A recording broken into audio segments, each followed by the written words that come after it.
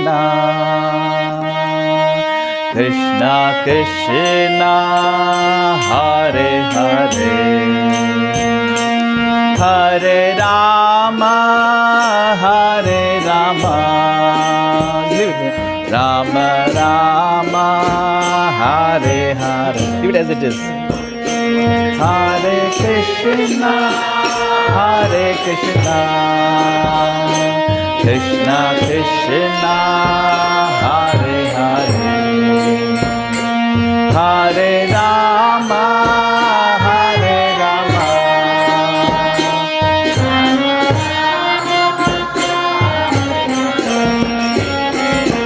Hare Krishna, Hare Krishna, Krishna Krishna, Hare Hare, Hare Rama, Hare Rama, Rama Rama, Hare Hare, Hare Krishna, Hare Krishna, Krishna Krishna, Hare Hare.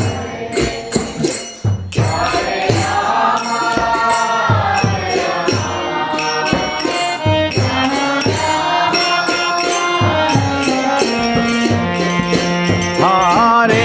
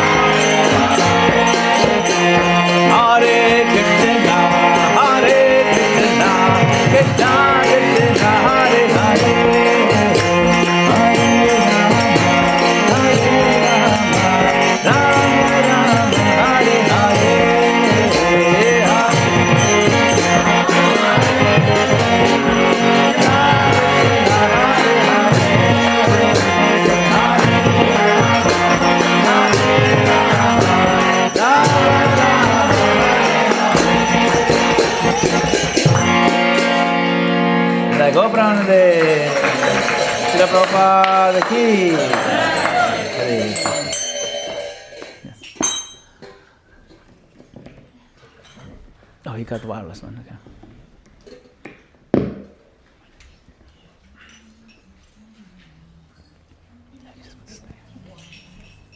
Thank you.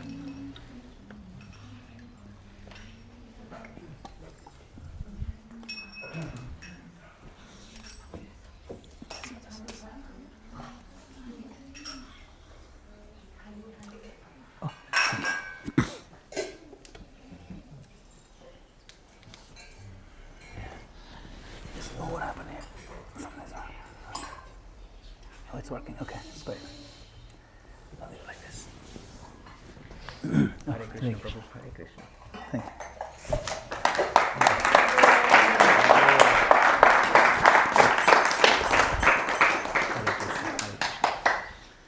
तुम्हारे कैसे बोलूँ तुम? I'm gonna start embarrassing myself, so I'm trying to get myself prepared. I do want to take a few minutes. I think, just give me 1 second. Okay.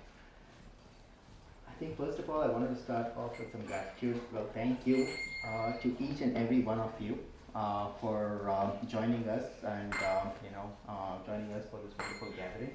I think you guys have been always so wonderful in this Krishna journey, Krishna conscious journey. I think every single person that I'm seeing right now, I vividly remember every time that I have met each one of you. So I think it has been a great pleasure. So I want to thank you first by saying that. I want to thank a couple of people, or groups I would say. First of all, thanks to these wonderful young kids. I think a lot of times we don't appreciate, I think in these home programs, I think they participate, but at the same time it's very, very easy for them to lose their attention and get cranky, but they have always and every single time supported and always been in this journey with us. So thank you so much, kids.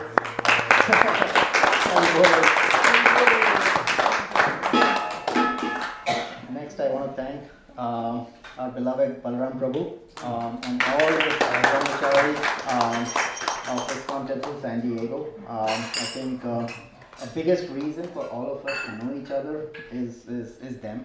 Quite honestly, I think they have given us a platform.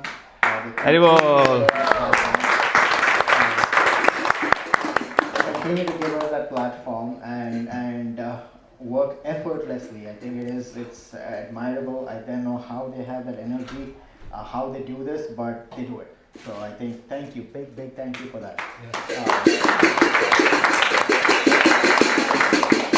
And I also want to thank all the Sunday school teachers. I know some of them are here, some of them are not. But I wanted to thank every one of them because of, I think, the effort that they put in is marvelous.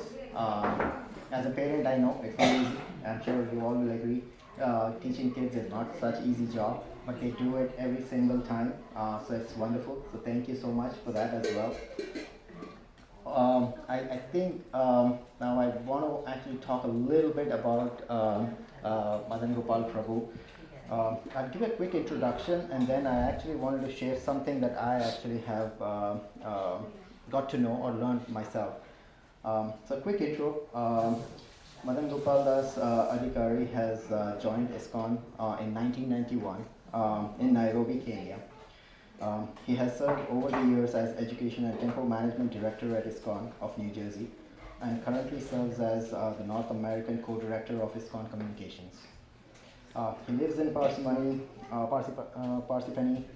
New Jersey, with his wife, Mataji, Fancy, Gangadevi, Dasi, and son, Manav. A lot of you have probably only heard his name. I've had a pleasure of actually seeing some of his videos. I've talked to him maybe briefly over a phone, I guess, but I've not seen him personally. But he is amazing. Amazing. Hopefully, Prabhuji and Mataji will give us an opportunity to bring him here once as well. And he also, Prabhuji also works as a senior IT professional. A big thank you, Prabhuji, for making this happen. I think none of this group needs your introduction, quite honestly, but I actually wanted to do a little differently, so I want to take this 1 or 2 minutes. I'm not going to take too much time, but I think most of you may have wondered, same as me, hey, what may have caused Prabhuji's journey or to get into Krishna consciousness. I was a little curious, so I did some reading. So I wanted to share a little bit, tidbit. And as I said, I'll just give you all a teaser. It's very similar to the Bahubali movie. Everybody wondered, saying, why Katappa killed Bahubali? But nobody knew until the second part came in. So I think I'm similarly going to share a teaser, and I'm going to request all of you to see if you guys are interested. Please do look up, and I'll tell you what you have to look up. I think from what I've read, Prabhuji, and keep me honest here, I think Prabhuji's journey with ISKCON started, I think when he was 14 years old. He was having a family trip with his grandmother in Mumbai, Juhu, back in India, and he visited the ISKCON temple in Juhu. I think 14-year-old boy, he was very curious. Obviously, there was, after the darshan, I think there was a gentleman who was distributing books at the temple. So he approached Prabhuji and asked a question saying, what's your favorite subject? And Prabhuji said immediately science. And I think what the book distributor did, sorry, these are the flaws of technology when you actually leverage it. Sorry. Tablets. Turn off your tablets. Yes. If you take your tablets. Please take your tablets. Aesha, please take your tablets. Sorry for that. So in response to his favorite subject being science, I think the book distributor, what he did was he offered Prabhuji a book, and the book was titled Life Comes from Life. And I think that book has a significant influence in Prabhuji's understanding, in Prabhuji's journey with Krishna consciousness. So that's the teaser I want to leave you all with, saying please do see if you can get a copy of that book, and you will figure out, saying that what may have caused that influence. So that said, Prabhuji, I think I want to pass the mic to you. Thank you. And thank you once again for giving us your blessings every single time. Haribo. I want to share something. So this was one thing which I wanted to do, and because of this I completely forgot, but you know what, I'll probably figure out a way to do that, but I'll pass it on to you right now. That's okay. I'll figure out something. Okay. I'll That's let fine. Thank you.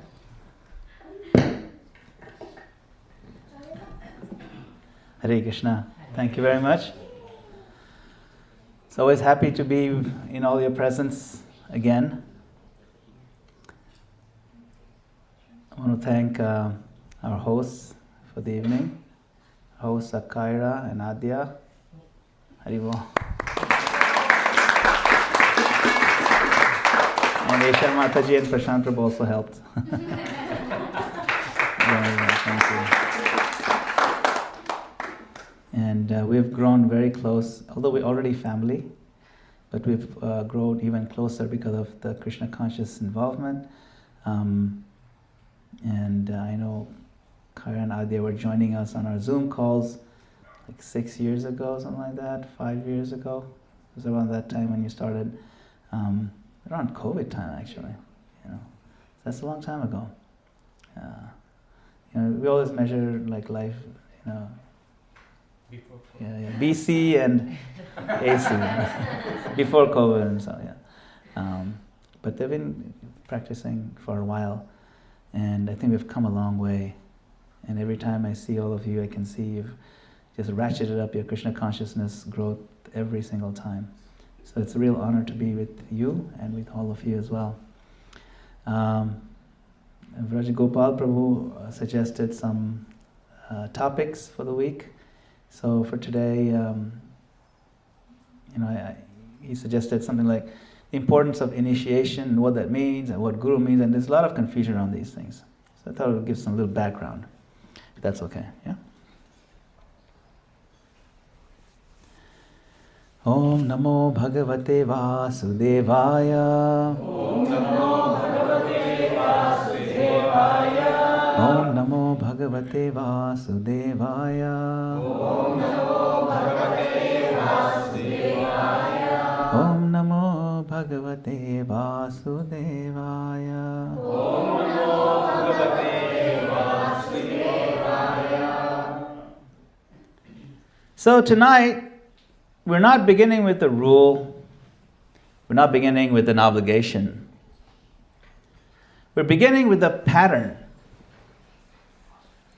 Pattern that runs through all of time. Every authentic spiritual tradition has one essential truth, or at least agrees on one essential truth. That truth is not self-discovered.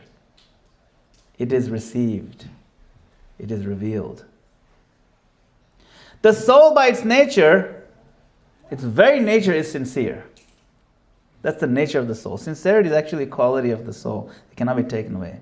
But sincerity alone does not equal clarity. Someone can be extremely sincere and still be completely befuddled. Sincerity means, honesty. They don't want to be cheating anybody or themselves. That's sincere, right? We may want God.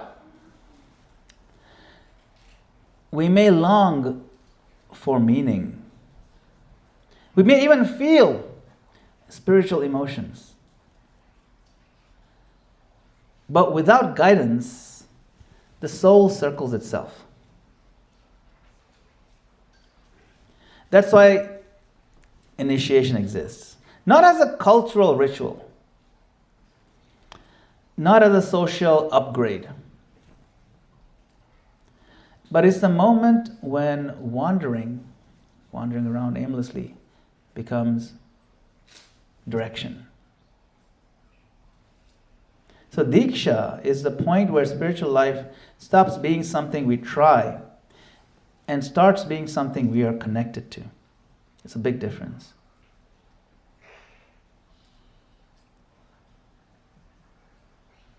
In our Vedic Sanatan system, the position of Guru is revered and it's very exalted.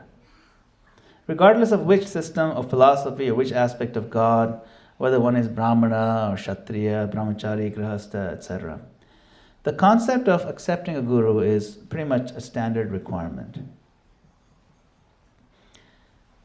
We're all used to this guru culture. If you want to study Bharatanatyam, it's not just you can take any tutor and you can swap out and there's a substitute teacher. It doesn't work like that. You have a guru who guides. And if you haven't been to Arangetram, you will see there's so much exaltation of the guru, even more than the student sometimes, right? It's important. And that's just to teach dance, but this culture is there. Or if you want to learn any musical instrument, and the idea of guru is not unique to India. It's not even unique to religion. No one questions that the field of medicine requires mentors. No one questions that music requires training from a living person. And there's only so much you can learn from YouTube videos or something, impersonal. There's a big difference of personal touch, huge. No one questions why airline pilots require instructors. I mean, you have airline simulators, but you need a person to certify that this person knows what they're doing. And you have to learn under them. Yet when it comes to liberation from illusion, people often assume that intuition alone is enough. But illusion cannot guide itself out of illusion. Isn't it? The guru does not dominate the disciple. The guru protects the disciple. Guru culture exists Because our ego is very subtle. It's subtle. And subtle things are hard to control, grasp, direct. And even sincerity needs structure to mature. So Guru trains us not just on what to do, but how to see. Like you're looking there, yeah, we're both looking there, but let me tell you how to see what you're looking at. We're both looking at the same thing. In fact, today we just went for a walk and asking Adya, have you seen Krishna? And what did you say? Like, sometimes. Are you seeing Krishna right now? No. I said, have you seen the sunlight? You start looking straight at the sun. Don't look at the sun, the sunlight. And Krishna says, I'm the light of the sun and the moon. Oh yeah. We know that verse, isn't it? I'm the light of the sun and the moon, I'm the taste of water. If you had any water ever in your life, maybe there are people who didn't drink any water, but if you drank water, the taste of water is Krishna. So it's not that you've not seen, but those who have read Bhagavad Gita, those who are devotees, they're also seeing, but they recognize. The difference is not seeing God, it is recognition, right? To recognize, yes, that's right. So Guru trains us how to see. Medical student cannot become a doctor by enthusiasm alone. I'm really enthused. I'm going to memorize every medical book and watch every video there is to watch on medicine, and so on and so forth. But you need to be at least 3.5 to 4 years minimum for any specialty. 3.5 to 4 years minimum of what they call residency. Residency means what? Working under another certified doctor who has had a lot of experience. It's an apprenticeship. It's an internship. It's absolutely essential. You cannot get a certificate. You can get 100% on all the exams and still not enough. You have to do your 4 years residency. A musician cannot master music by passion alone. A devotee cannot navigate transcendence by themselves. When I first came to ISKCON some 35 years ago, I saw this beautiful, just first time coming to the temple, this beautiful murti. I didn't know who he was. This striking Swamiji wearing his saffron clothes in the temple, and he's looking upon these beautiful deities of Radha Krishna with great love. You can see he's also very grave in his eyes, very sober. I immediately understood this must be the guru of this organization. And I really started enjoying coming to the temple and learning about the philosophy. Now, very quickly I saw that some of the devotees had regular names, like Rahul and Ramesh and Raj and Seema and so on. Nice names. They're regular. But then others had some amazing names like Haridas Thakur, Prabhu. What? Prabhu? Shampriya Mataji, Mansi Ganga Mataji. This was Mansi Ganga Mataji who taught me everything I knew. This was before I met the other Mansi Ganga Mataji. My first tutor in Krishna consciousness, she's about 80 plus years old. Her name is Mansi Ganga Mataji as well. And I asked them about these cool names. Like, how can I get one? They told me they got this name during initiation or diksha. I found this quite intriguing. It's a concept. What is this diksha? So they explained this is a ceremony where, we make a lifelong commitment to follow the path of bhakti under the guidance and shelter of a guide, of a guru. How can I also get it? You have to chant 16 rounds daily, they said, and give up sinful activities like meat eating, intoxication. Okay, I can do that. I never touched meat in my life anyway. Intoxicants. I used to drink tea back then. That's part of our family parampara, I guess. Family, it's an unfortunate parampara, but you know how, it's not even our fault. The Britishers introduced that intoxicant into the whole Indian bloodstream. And we just started drinking milk in the morning, started drinking tea. It's a whole nonsense. I think I was drinking tea like right out of those milk bottle with the thing on top, like, maybe at the age of 6 months or something. Anyway, it's pretty awful. So when I gave it up, I had withdrawal symptoms for like a whole week, like throwing up. But it was worth it. I said, I'm going to stop that. 16 rounds, yes, I can do it. Like, actually, when I said I have to start chanting, I asked them, how many rounds do you chant? And they said 16 rounds. So, okay. Like, I never thought it's allowable to chant less than 16 rounds per day. I thought it's the way I understood it, it's an offense to do 15. Or, So I did 16 only. And then like after a couple of weeks, I met some guys saying, yeah, I've been chanting 8 rounds for like 2 years.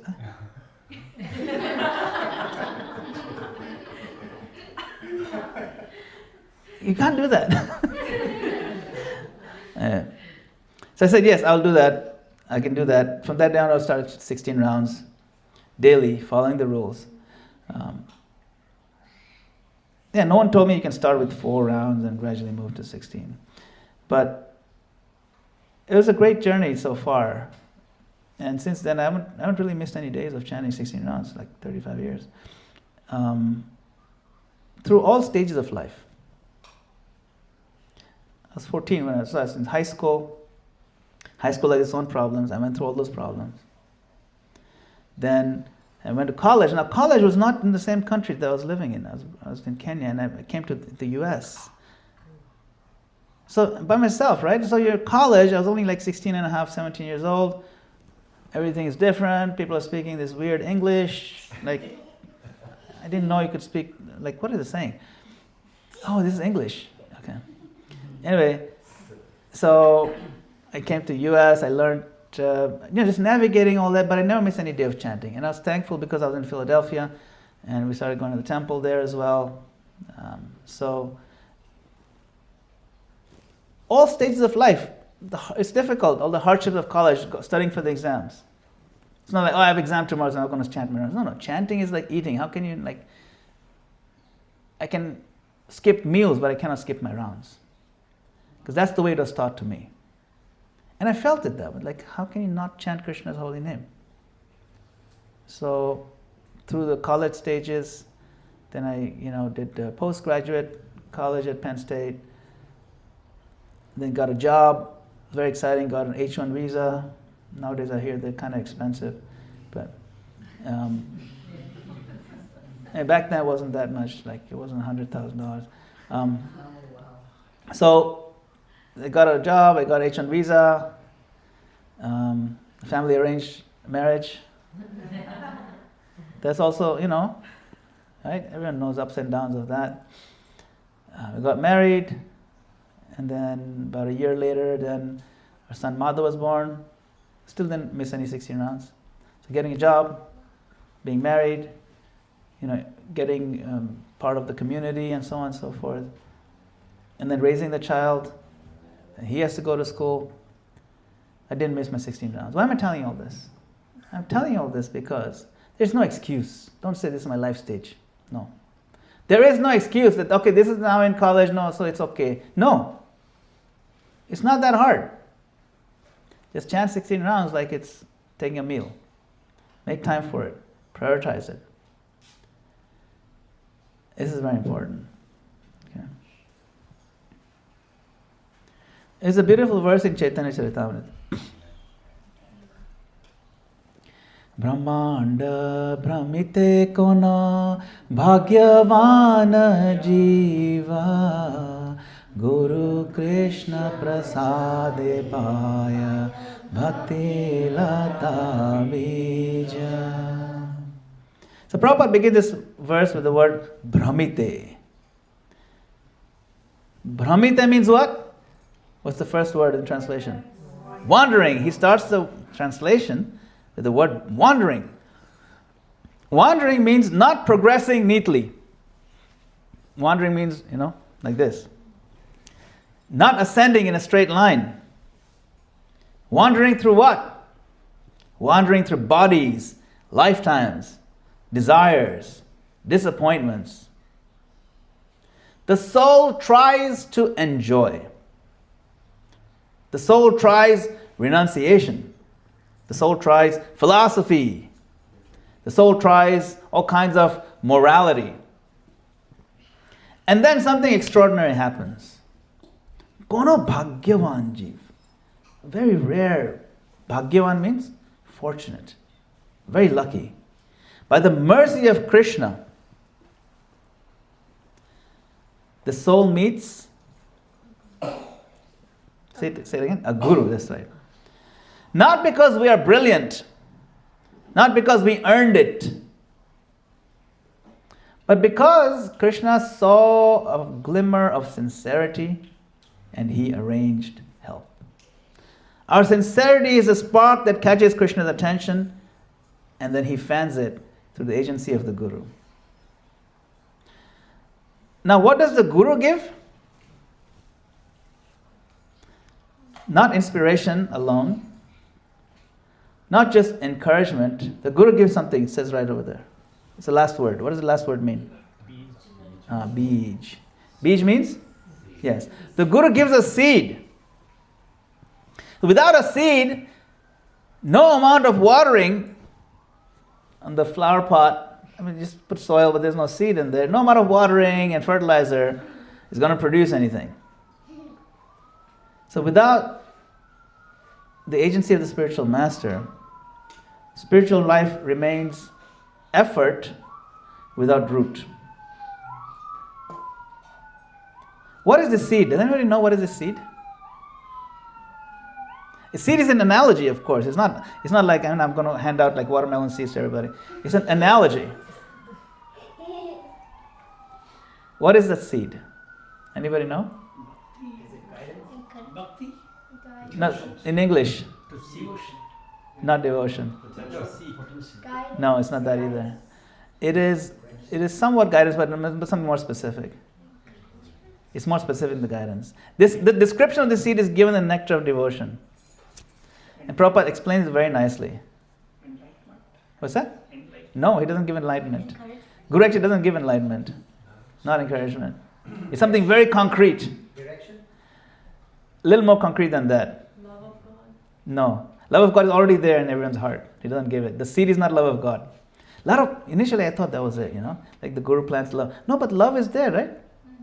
Krishna prema, nitya siddha Krishna prema sadhya kabu noe.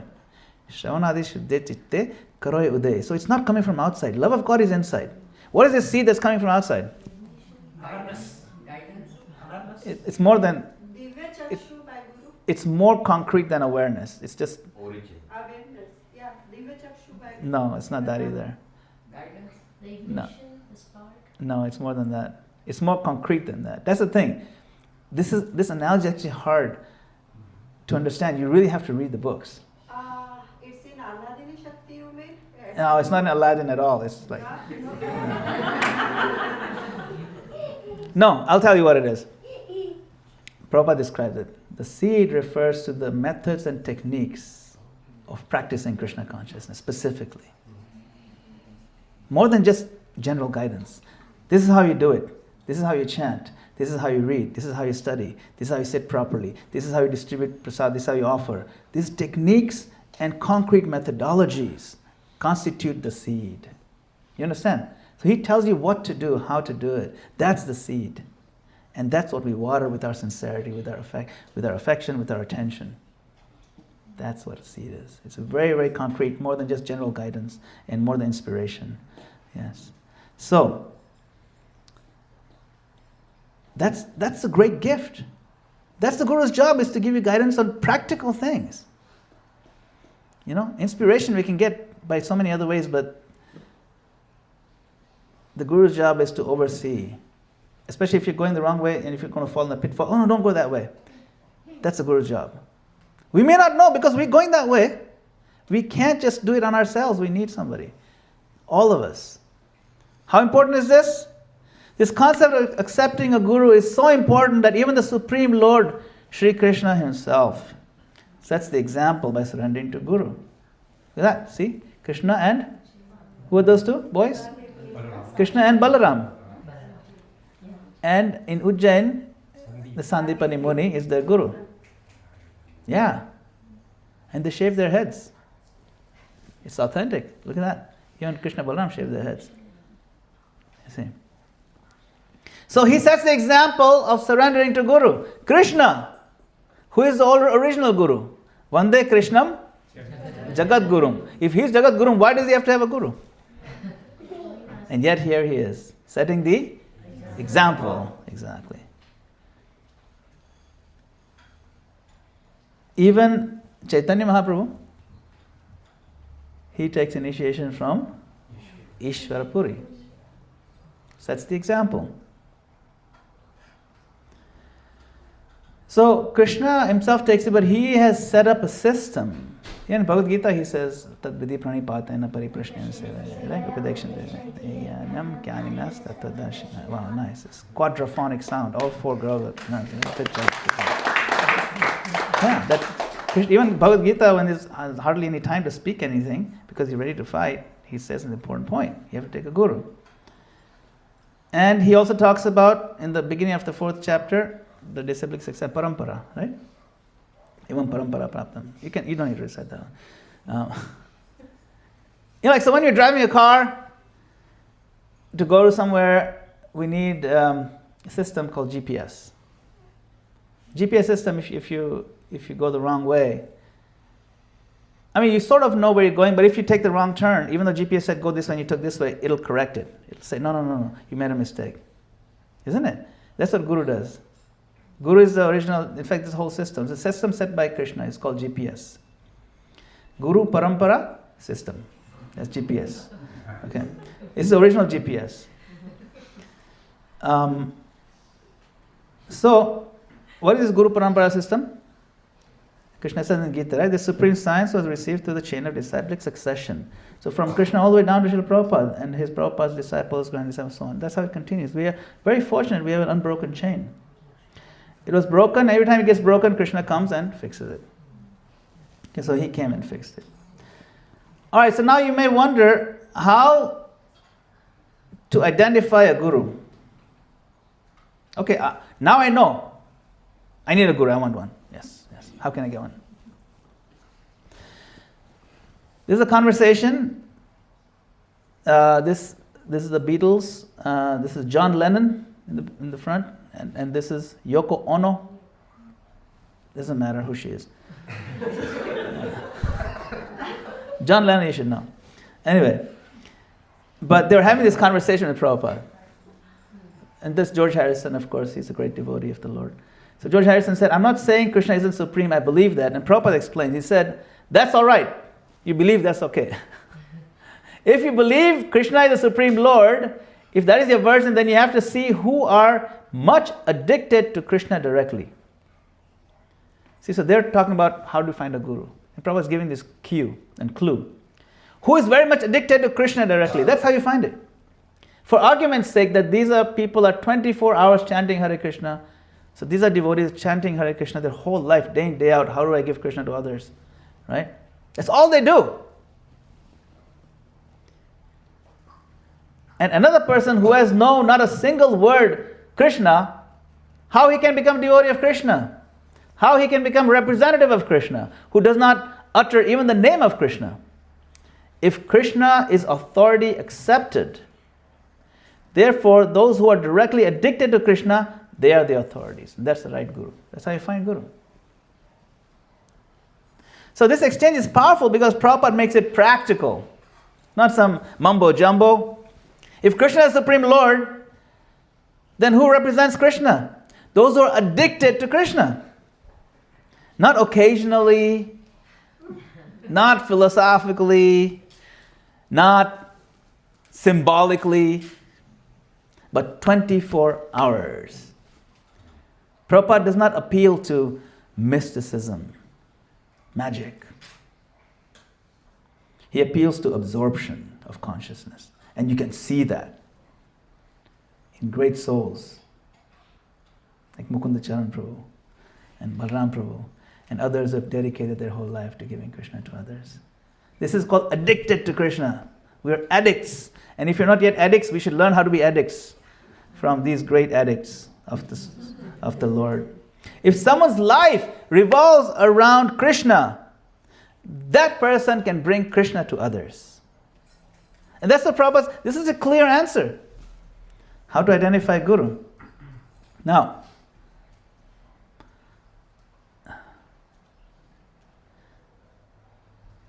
he explains further, we haven't got to manufacture anything. And simply by strictly following the orders of Sri Chaitanya Mahaprabhu, everyone can become the spiritual master. He's not saying you can't become, if you are born in this American family, you can't become Guru. If you're born in Japanese family, you can't become Guru. Or if you're born in a Shudra family, you can't become Guru. No, anyone can become, he says. Okay, then anyone can become means what? Spiritual master means who is strictly following the orders of his superior. That's how you also check. Are they strictly following? He is spiritual master. Listen to this. See, sometimes people think Guru has to be like floating in the air or something. No. Spiritual master does not mean that he has... Now look at this, just try to picture this in your mind. He's got 4 hands or 8 legs or 3 heads. No. You're laughing, but some people actually say that today. Unless someone can sprout 2 hands, they're not qualified to be Guru. 2 extra hands. I've heard that from actual people who study this stuff, and they're convinced in conversation with people who are, Guru is a great thing, unless they can do 4, Prabhupada said this long before I heard that nonsense. It's very, very important. This is important for us to understand. This is another rascaldom to try to avoid taking shelter and following the system. That's all. It's just weird thing to come up with. It's a very simple, straightforward, organic system, but people are resistant. 4 hands, 8 legs, 3 heads. No, don't count the hands and legs. No. One who is strictly following the orders of his predecessor, he is spiritual master. That's very simple.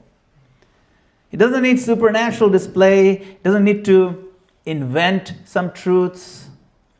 A guru doesn't invent the truth. A guru transmits the truth. Prabhupada says anyone strictly following the orders of Chaitanya Mahaprabhu can function as spiritual master. This means the system is alive. It's not frozen in history. That from this point on, no more gurus. Some people like to freeze it. From Jesus Christ onward, no more. Jesus Christ is the last guru. That's it. You can only go through God through that one guru. And some people are trying to do that today also. Everyone knows what. This is the last guru. After that, no more gurus. No one is qualified after this guru. There's a whole system of thought like that. Freeze it.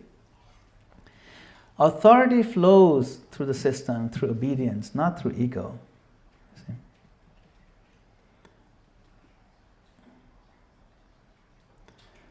What is Srila Prabhupada's vision? This is very intriguing. Prabhupada gave so much details of his vision of what Guruship should be. This is 1969, by the way. ISKCON was very young, and he had this vision already set. He said, another examination will be held sometime in 1971. That's like 2 years from that point. Okay, on the 4 books, Bhagavad Gita, Bhagavatam, Teaching Lord Chaitanya, and Nectar of Devotion. So he set his exams, by the way. They're actually pretty simple exams. They're not that difficult. They're not hard exams. But if you cannot pass them if you don't read this. But if you read it, you can pass them very easily. One who will pass this examination will be awarded with the title of Bhakti Vedanta. I want that all of my spiritual sons and daughters, you see how broad he is? Daughters. He didn't leave the daughters out. Will inherit this title of Bhakti Vedanta, so that the family transcendental diploma will continue through the generations. Those possessing the title Bhakti Vedanta will be allowed to initiate disciples. He's not just saying Shiksha Gurus. Initiate disciples. Very clear. And then he's saying maybe by 1975, all of my disciples will be allowed to initiate. He's like basically saying, don't make a big deal of this. You're already teaching people. Initiate them. You see, he's very broad. And increase the number of the generations. This is his vision. We don't need to artificially stifle his vision. We need to go with it. So Prabhupada envisioned continuity, not dependence. A living family of Bhakti Vedantas. He said, give everybody the title of Bhakti. His own title is giving it.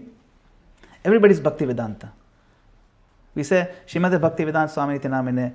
Of course, for us, Bhakti Vedanta Swami means Prabhupada. And that's always going to be there. But he says, no, you also take the title. It's not about status. Getting initiated is not about status, it's about responsibility.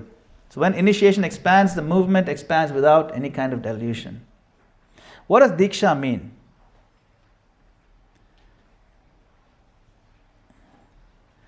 Divya Jnanam Kshapayati iti Diksha. The process of explaining divine knowledge is known as Diksha. See, Prabhupada is giving initiation here to devotee. So, Diksha involves active giving of knowledge, not just a ritual, formal connection. Divya Jnanam Kshapayati. And Prabhupada has also written, a person who is a Shiksha Guru naturally becomes a Diksha Guru because they involve. He's written that in the purports. Of course, the ceremony usually happens in a festive kind of event in front of the deities, along with fire, yagya, kirtan, and many devotees present to witness, give blessings, and so on. It really sets a deep impression in the hearts of the devotees taking initiation and sets a commitment. But it also inspires those who are watching, to give more blessings and to consider it. So Prabhupada said in the lecture, Divya Gyan means transcendental spiritual knowledge. So Divya is di, and Jnanam Kshapayati, explaining that is Ksha, Diksha. So Diksha means the initiation to begin transcendental activities. It's not the end of transcendental, it's the beginning. That's when you start. This is called initiation.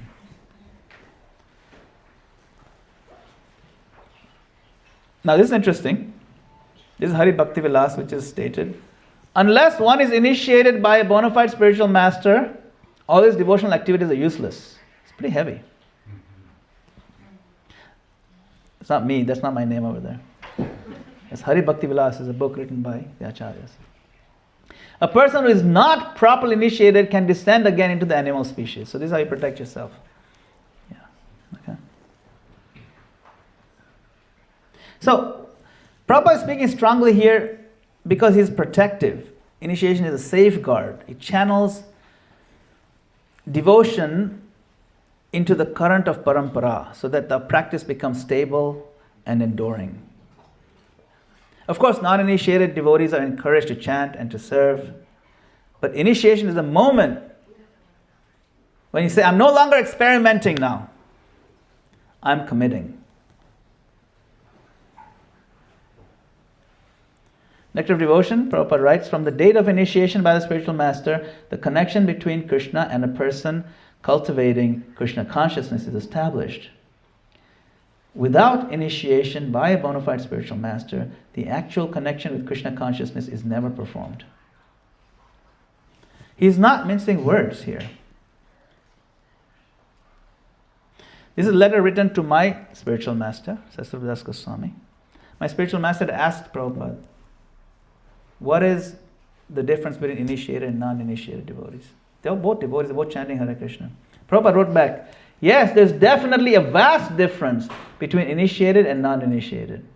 One who is initiated is authorized, and one who is not initiated is not authorized. And then he gives an example of Pradyumna Prabhu. Pradyumna Prabhu was actually enrolled in college at that time. He paid the fees, he enrolled in Sanskrit college. He's a Sanskrit editor for Prabhupada. He said, just like for example, Pradyumna is attending class in Sanskrit in a college. He is given a chance to learn Sanskrit, but he is not equal with regular students. One who becomes initiated is channelized into the authorities and the disciplic system. He's saying basically, because he's enrolled now, he's enrolled in college formally. He's not like just some student on the street.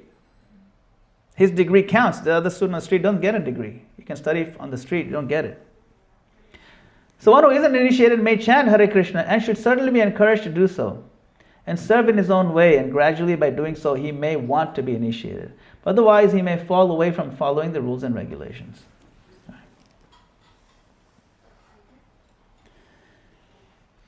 This is the first initiation that happened.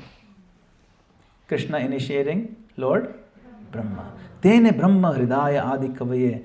Which verse is this initiation happening in Srimad Bhagavatam? Anybody know which verse this is? I'll give you a clue, it's in the first canto. No, Srimad Bhagavatam. This is Srimad Bhagavatam. First canto, I'll give you another clue. It's in the first chapter. First verse, exactly. Exactly. Haribol. It's the first canto, first chapter, first verse. No, that's much later. This one is Om Namo Bhagavate Vasudevaya. Then, yes. Tene Brahma Hridaya Adi Kavaye Muhyanti Yat Suraya Tejavari Madam Yatha Vinimayo Yatrati Sargo Mrisha Dhamna Svena Sadani Rasta Kuhakam Satyam Param Dhimahi. Okay. So, the original authority of Vedic literature, Lord Brahma, he was instructed and given initiation by Krishna directly through the heart. Tene Brahma Hrida. The Brahma doesn't refer to Lord Brahma. Brahma refers to Brahma Gyan, Vedic knowledge. Hrida means directly. Adi Kavi refers to Lord Brahma. He is known as Adi Kavi, the original doctor, PhD. Kavi Raj means doctor. So, anyway. So Prabhupada says in the lecture,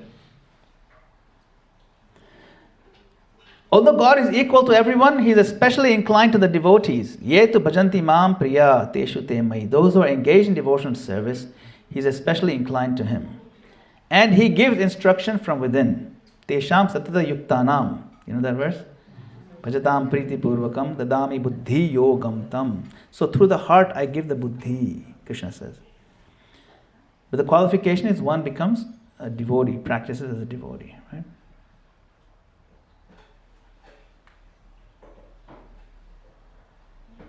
So this is Srila Prabhupada giving initiation.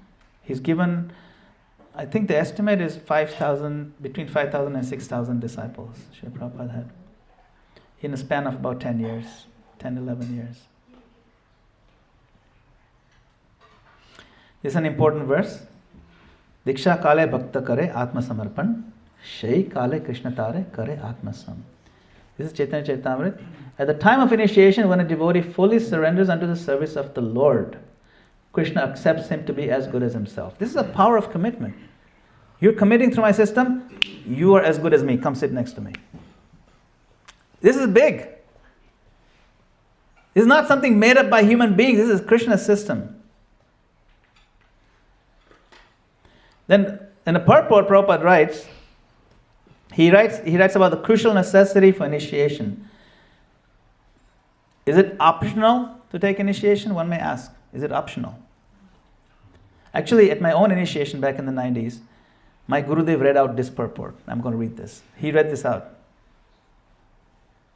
My spiritual master, His Holiness Satsrudas Goswami Maharaj, he reading Prabhupada's purport, he said, one should always remember that a person who is reluctant to accept a spiritual master and be initiated is sure to be baffled in his endeavor to go back to Godhead. One who is not properly initiated may present himself as a great devotee, but in fact he is sure to encounter many stumbling blocks on his path of progress towards spiritual realization, with the result that he must continue his term of material existence without relief. Such a helpless person is compared to a ship without a rudder, for such a ship can never reach its destination. It is imperative. You know this word imperative? Imperative means must be done. It is imperative, therefore, that one accept a spiritual master if he at all desires to gain the favor of the Lord. If one thinks that he is above consulting anyone else, including a spiritual master, he is at once an offender at the lotus feet of the Lord. Offender, that's heavy. You're thinking, I don't need spiritual masters. Just thinking that you're an offender to the Lord. Prabhupada's writing this. Such an offender can never go back to Godhead. Again, he's the word imperative. It is imperative that a serious person accept a bona fide spiritual master in terms of the Shastric injunctions. He's not mincing words. So let's just summarize. A guru is absolutely necessary for spiritual life. This is the eternal system set up by Krishna. One must find, serve, and inquire from guru. Of course, when you're going to find one. Like if you're going to buy gold, you got to know. Like if you go to Home Depot and ask for, right? Can I get some gold? If the guy at the shop is like a little sneaky, come, I'll show you back. Come to the plumbing department, I'll show you some gold. You'll be cheated because you don't even know where to start. So Shastras teach us where to start, how to shop. What are the qualifications when you're shopping for Guru? Are they in the disciplic succession?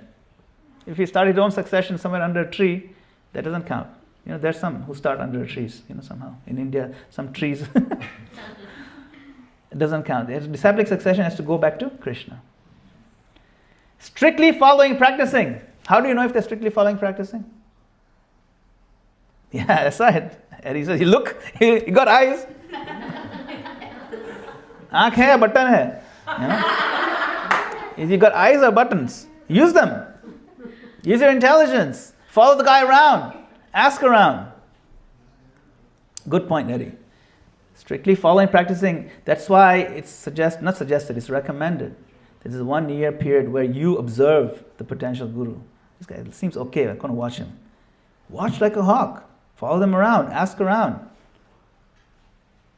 Get a private investigator if you must. If you're serious, people pay for that stuff, The background checks. Criminal checks. You think it's funny? It's not. If you're serious, you'll do it. Like, is this really gold? So strictly following, practicing, and also the fully knowledgeable in bhakti science. Fully knowledgeable is important. Prabhupada said these two things are important. Knowledgeable and practicing strictly. That's all. Not 3 heads and 8 legs and things like that. How do you know they're knowledgeable? You become knowledgeable. And then you can check. Or you can see that they've done certain exams, Bhakti Shastri and this and that. Or you can see, like you can ask them questions and they give you answers that are not just satisfying to the heart, but they're in line with scriptures. And you can check those answers against scriptural understanding. You can check with other sadhus. Yeah, this is a good answer? Yeah, it's like that. You have to do your homework, due diligence, background checks. This is very important. If these 3 things are there, you can go with it. It's not that hard, it's quite simple. I'm going to continue the summary. The Guru is the mercy incarnation of Krishna. Why? Because the Guru is giving Krishna access to Krishna. Very simple. All the scriptures declare Guru to be as good as, directly as Hari. Guru Brahma, Guru Vishnu. You know that name, that verse? Girls, you know this one? Say it. Hasini. Guru Vishnu.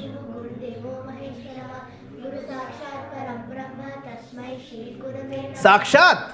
Sakshat means what?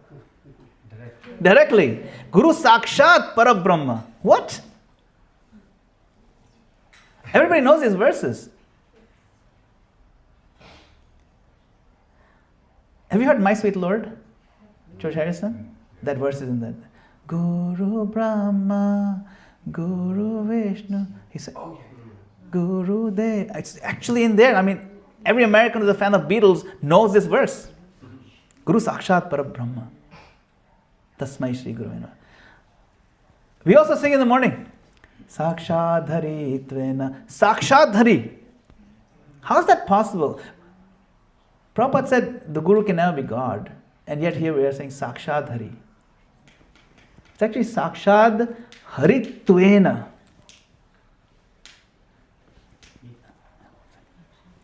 Haritva. It's not Sakshat Hari actually. That TV is very important. Big TV. Tva means Sattva means goodness. Ness. Right? Tattva means that, and Va means that-ness. So essence of something is called Tattva. So it's like Hari-ness, means he's like Hari. Exactly. He's so much like Atma Sam. He's so close to Krishna, he's like Krishna. In the sense, he'll give you what Krishna can give you. He is the authorized representative. So Sakshat Dharitvena, not Sakshat Hari. You see, the devil's in the details. It's all about TV. Sakshat Dharitvena. And how many scriptures? Is this truth found? Sakshat Dharitvena? Samasta Shastrair. Samasta means what? All. No scripture is missing this element. Samasta Shastre. It says, Kintu. Kintu means but. Yes, it's a big one. It's a big caveat. Kintu prabhorya priya evatasya. So even though he is sakshat dharitva, but don't mistake anything. Prabhorya priya evatasya. He is a beloved servant of Prabhu, of Krishna. The same line. We sing this every morning. We should know this stuff. Now you know. The essential truth about Guru is there, and we sing it in the morning, every Mangalarti. We need to reflect on it. But he is a dear servant, representative of God. Kintu prabhurya priyavatasya. Vande Guru Shri Charanaravindam. He never declares himself to be God. He is a visible example and guide on how to practice Krishna consciousness. These are the things. Okay? What does it boil down to? It boils down to this. This is the favorite verse. Hare Krishna, Krishna Krishna, Hare Hare, Hare Rama, Rama Rama, Hare. The holy name is the heart of the path. The holy name descends through the spiritual master, through Guru. Chanting is not just a sound. Chanting is a relationship. Through Guru we learn how to chant. Prabhupada taught us. Through Guru we learn how to remain steady when chanting becomes difficult. Prabhupada taught us. He is the preeminent Guru for ISKCON. Through Guru we learn how to chant when enthusiasm fades. So in this age the holy name is the boat. And the captain is the Guru, correct. And the destination is Krishna. So to chant without a Guru is to row without any direction. Row, row, row your boat gently down the stream. And you're just left with a dream. Merrily, merrily, merrily, merrily. Life is but a dream. So you may be merry, but if you're just rowing aimlessly, then it's just a dream. So without Guru, rowing the boat is just rowing without direction. So when we chant under the shelter of the guider, it's to be carried by the direction system of Krishna. We chant not as isolated seekers. We chant as connected souls. We connect to each other. We connect to the Guru.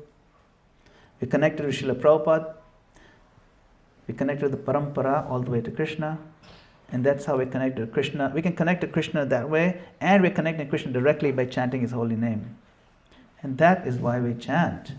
Hare Krishna, Krishna Krishna, Hare Hare, Hare Rama, Rama, Hare Hare. Srila Prabhupada ki Jai. Thank you very much for listening. I hope, Madana-gopāla Prabhu, that was to your satisfaction. Does anyone have any comments or questions? We have a microphone over here to pass it. Can I ask a question? Yes, of course. Again, thank you very much for this lecture. I will speak for, the question is from my own experience actually. Balram Prabhu can correct me because he's got excellent memory. I think it is from the Ravati-nanda Prabhupada memories. Yeah. I heard Sure. that one day Prabhupada said, anybody who reads my books, they are initiated. Mm. And this, I was watching memories while I was reading Srimad Bhagavatam. I don't know which canto I was in. So when I read that, and I was following all the regulative principles, I was chanting just to one round a day. I thought I was initiated by Prabhupada. I mean, not really as a ritual, but I thought I connected to it. Because I took that instruction seriously, because it never occurred to me that I should take an initiation. So in the context of the verses, quotes that you showed, the letters or whatever the content where you picked from, I mean that is very direct, of course. You know, without initiation you cannot go clearly mention that. How do you read or how do you interpret this particular sentence? Like, of course, I was saved from that, but I just wanted to ask. It's a very good point. When we find apparently contradicting things, we go for the clearer one, the more direct one. That's one simple thing. Another thing to understand, but why would he even say that then? Yeah. Why would he even say that? You know this verse, Janma karma me divyam evam yo veti tattvata tyaktva deham punarjanma neti mameti sojan. That Krishna says, the one who understands, one who knows the transcendental nature of my birth and activities will never come back and take birth and death again. Basically, that's what it means. How does that even work? I'm just sitting, I know that Krishna is transcendental. So that means now I'm just going to sit and I go on doing what I'm doing, that I'll be delivered. Because I know Krishna is God. I know his activities and birth are divine. I know very well. But I go on doing what I'm doing. Does that mean that I'll go back to Godhead? I'll free from the cycle? Because Krishna said it. I mean, isn't that a valid question? Because Krishna says you'll be liberated. But what he's saying is, if you really know tattvataha, you will change your life. You will actually do it. You will actually become a bhakta. You won't keep on doing what you were doing before. Otherwise it wasn't tattvataha. So what Prabhupada is saying is, if you read Prabhupada's books, he's as good as initiated, means it's only a matter of time now. It's inevitable. So if you understand Krishna's greatness, it's inevitable that you become a devotee. Similarly, if you read my books, it's inevitable, as good as initiated. It's just a matter of time now at this point. It's just going to be formality. There's not much more effort required. Then that'll happen like this. So it's like saying as good as done. Man lo ho gaya. Someone tells you, can you get this done by next week? Ho gaya, ho gaya. It's not happened right now, but it's as good as done because you told me, so that's it. You tell me. So, and it gets done because you told, Vamshi Krishna Vasi Reddy. And it will get done. He delivers. Right? It happened also, right? What's that? It happened also, right? He was reading that, now he got initiated. Yeah, isn't it? So it happened. It was inevitable. But that inevitability is built into reading it carefully. And because you read so deeply and you consist, those devotees who read deeply and consistently, you'll be moved to do the right thing. That's what Prabhupada meant, if you read it that way. Yeah? Okay, Hare Krishna. Anyone else have any comments or questions? Yes? So many questions that I asked. One for now. Only one. Yeah, one is good.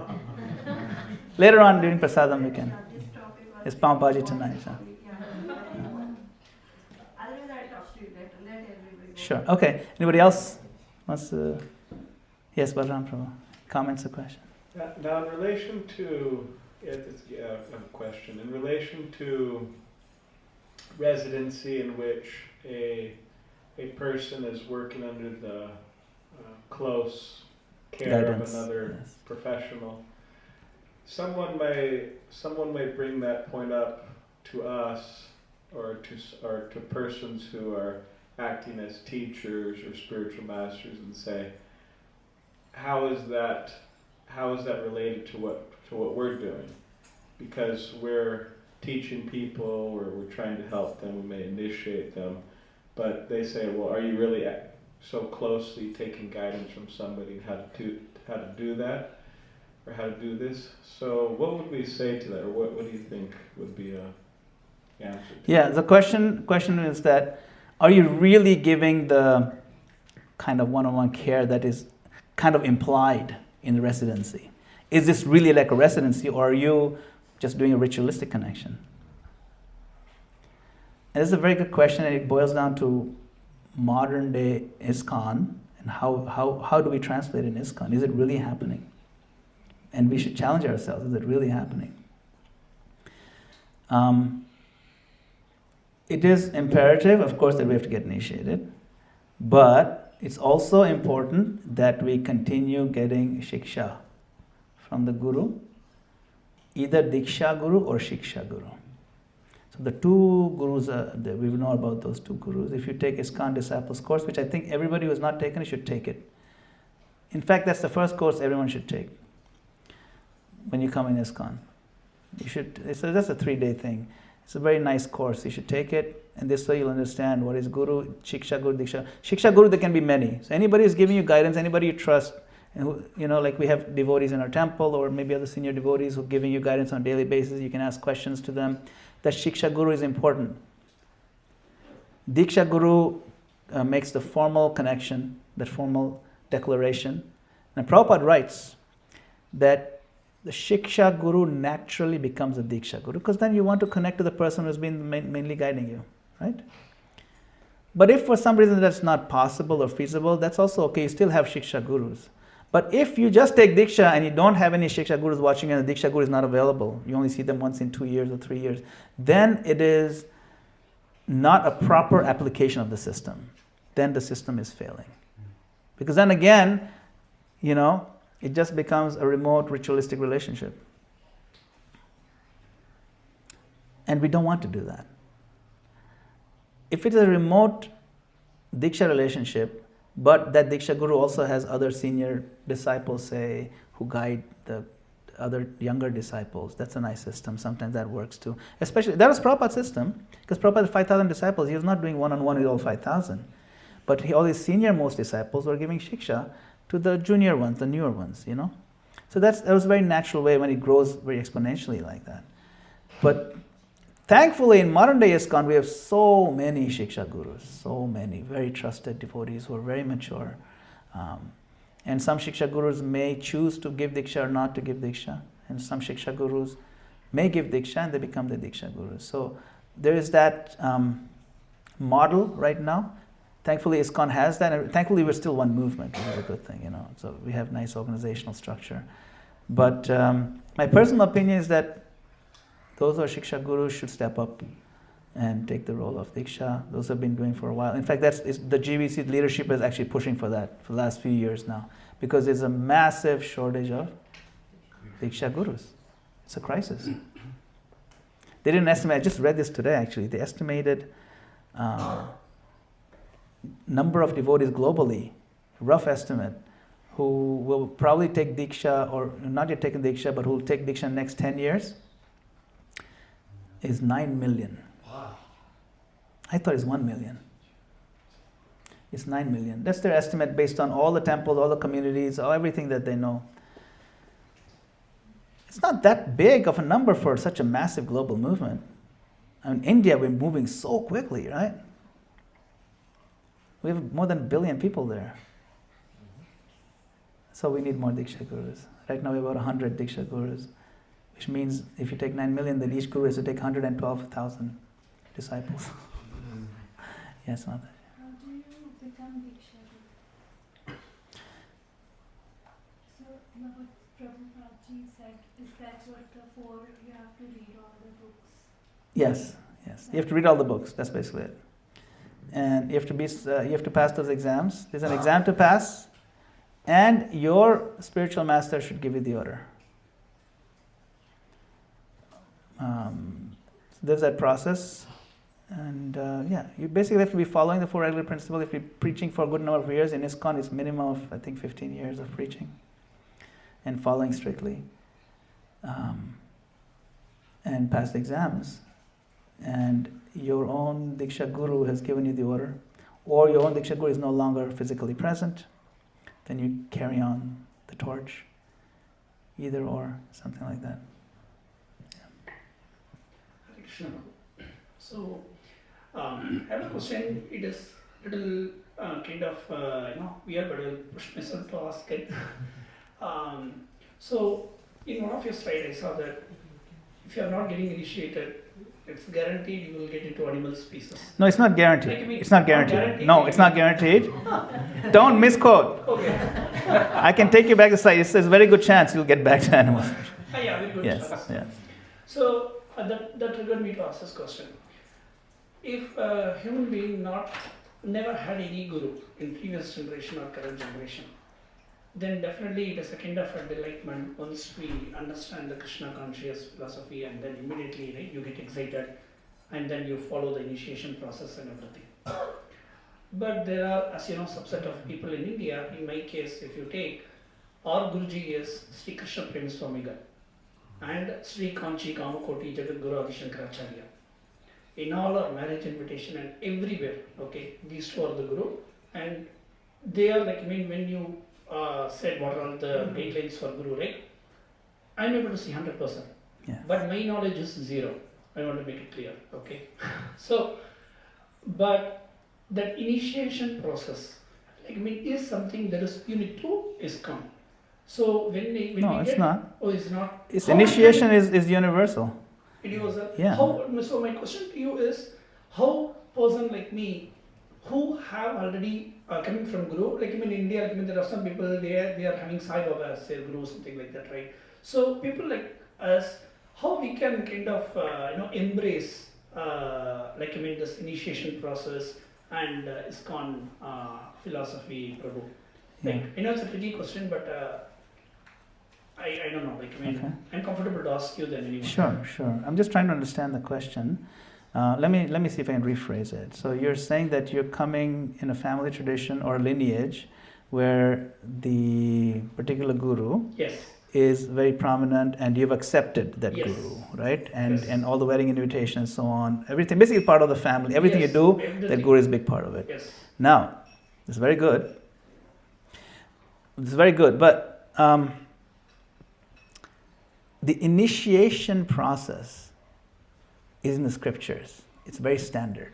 It's not invented by ISKCON. Okay. Krishna was initiated. Lord Chaitanya was initiated. The process is very standard. Initiation process, a guru gives the mantra directly to the disciple, and that's how initiation takes place. And the guru also gives a new name or some kind of similar identifier. You see. So if you look at any other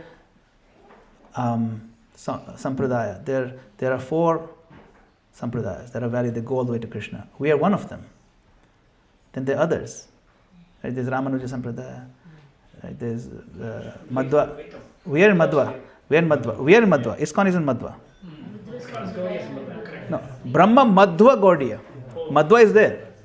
So we are in Madhva lineage. Ramanuja lineage is there.